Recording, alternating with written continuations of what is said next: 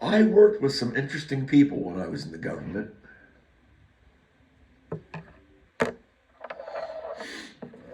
Taking off my glasses for a reflective moment.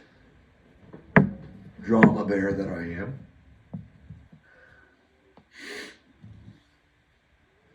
There were some bright people in there. Bit quirky, perhaps. And I'm in that group. Misfits. How's that? Misfits. I'm not going to say social misfits, but I'm going to say social misfits. One way or the other, in a way. Okay? Wallflowers. Wallflowers? Yeah. So, but not stupid people. One of them, David, worked in a department next to mine, and he was a chess player. And as I recall, he had achieved a lifetime master rating. And I want to say that's around back then, going back a ways. I don't know what's happened in the chess world. I don't give it that much credence in my life anymore. Although I play like a fiend with the AI, that's because there's no pride involved. No one gets hurt.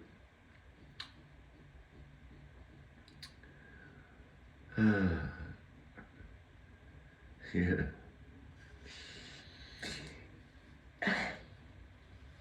I remember he lured me into an exchange.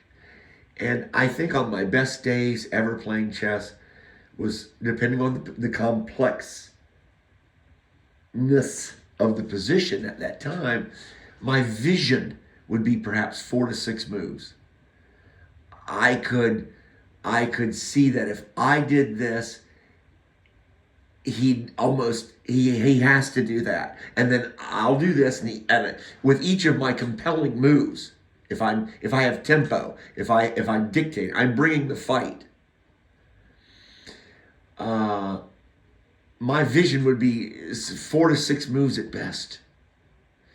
Well, his was probably 8 to 10. I remember he lured me into this exchange at one point. And after a flurry of 3 or 4 moves, he started to just grin like the Cheshire Cat. And he took his finger and he pointed over in the corner at my rook, which is now about to be skewered by his queen. After like a 4 or 5 move combination. I remember it was a very complex board. No, it was more like a 6 or 7 move flurry. It's kind of like what you may have heard the expression poisoned pawn. I just had the AI attempt that with me this morning. I was pleased to see that. It attempted to lure me into grabbing one of its pawns. Like a booby trap. And so you can kind of look at that as like a poison pawn on steroids. Because at the beginning of that exchange, I thought that I was doing the dictating. But in fact, I was being lured. I just remember how he smiled. It was sweet. I mean, we both understood that he was the master and I was the student. And he was gracious enough to spend one of his lunch hours to play with me. And he played with others, you know. And only game I ever won against him was, I remember one time we played, and I defended with a classic Sicilian defense. Just classic Sicilian defense, okay? Just leave it at that. And after the position had reached its book opening conclusion, say the first 8 moves, he just gets up and he goes, "It's a draw," and he walks away. That was gracious of him. That was gracious of him.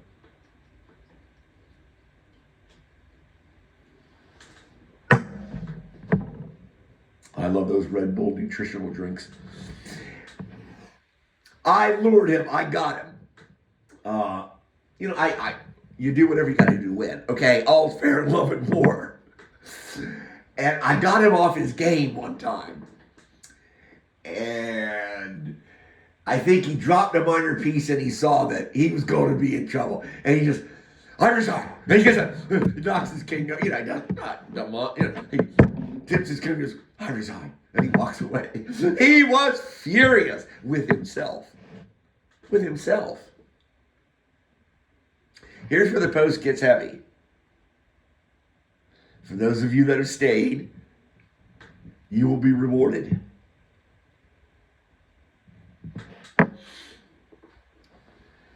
And he storms off in a tantrum.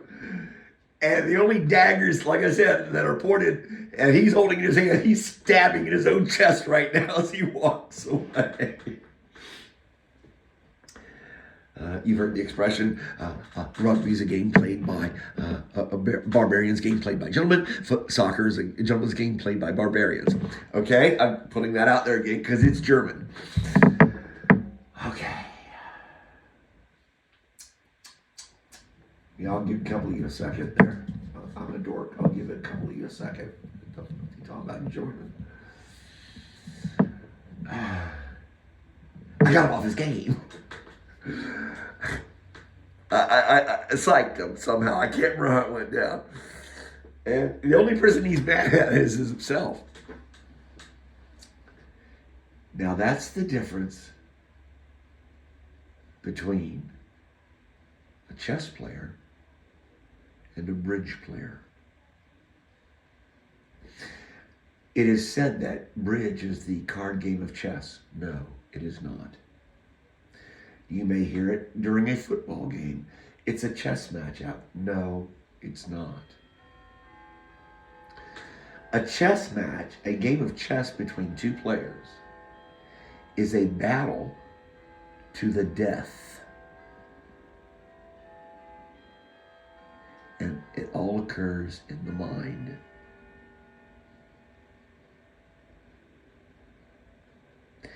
And when the loser realizes that she is about to fall on her sword, if you will,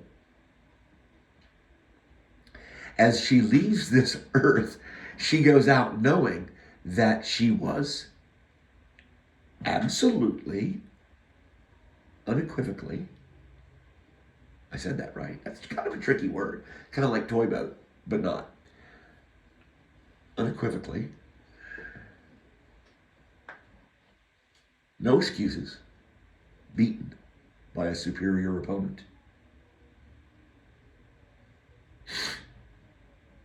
When she's mated, or she must resign because of the inevitable.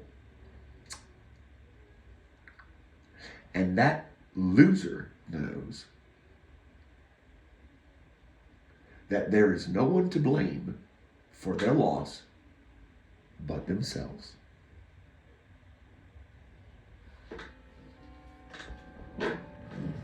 Hold on, I need you to focus. I know I run kind of deep, don't I? Hey, it's a yoke, trust me.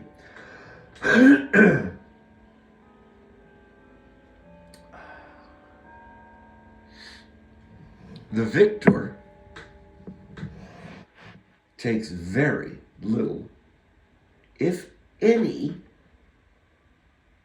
joy in slaying his opponent or her opponent. I promise you that. A true chess player takes little or no joy in their victory. Only a breath,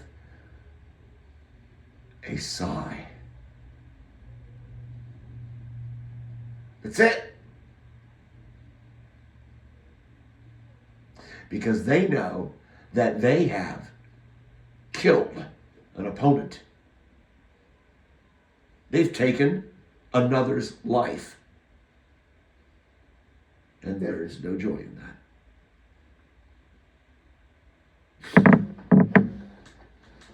In the mind, Now, I'll leave football alone because that's just stupid. When pissy, that's our double devolution for Chris. And then we started calling him Chrissy. Al Michaels is always the straight man. Travis Jervy! Oh, that'll tickle some. Yeah. That tickles some memories. And then we started calling him Chrissy. And then I just took Chrissy to pissy. So it's a double devolution. Okay? It's a double devolution. It's a chess match out there. Not that I don't ever recall hearing Pissy himself say it, but come on, we've heard announcers say that. Nope. There it is, two military units going at it, or at least it used to be. Now it's two glee clubs dancing to the tassels. Now let's talk about bridge, the chess of card games.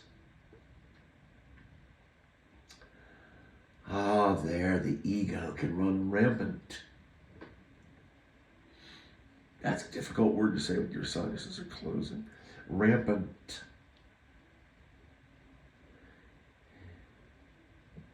Confusion. Confusion, I've talked about it. Concealment.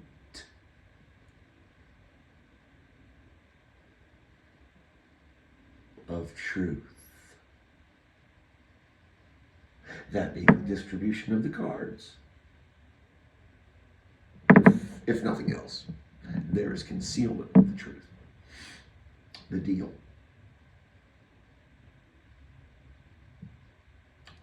And there are now not two human beings involved, but four.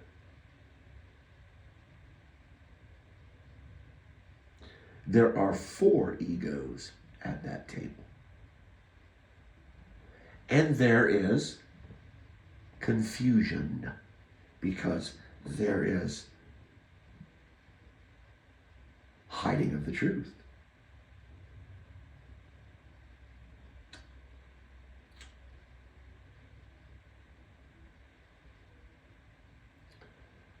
I play both of these games to, I'd like to think, a higher level as they appeal to my anal ass left hemisphere. I don't play bridge anymore. I played online for a long time. I became quite good at it.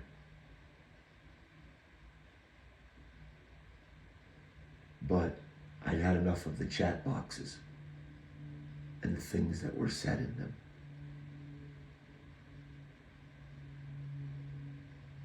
And being swept from the table by the host without warning. Or provocation, if that's the right word to use. Really, they just all of a sudden didn't want you anymore at their table. And so without warning, they kill you. Without a trial.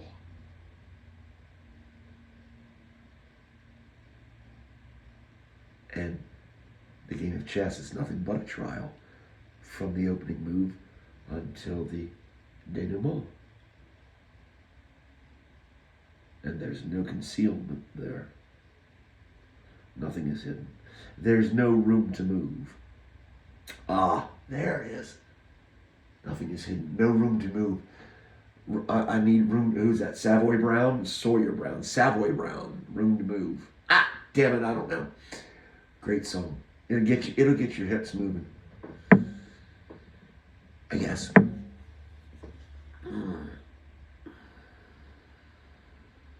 What have I talked about? Confusion. If you listen to fools, the mob rules. If you don't stay close to the shore, the lighthouse, the beacon of truth, you may find yourself adrift. I don't know if that's such a good place to be. I'm wasted and I can't find my way home. Traffic, Stevie Winwood. How many nights have I been there? Wasted and can't find my way home. Many nights.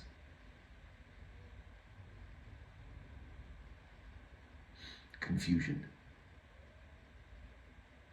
Stay close to the lighthouse of truth.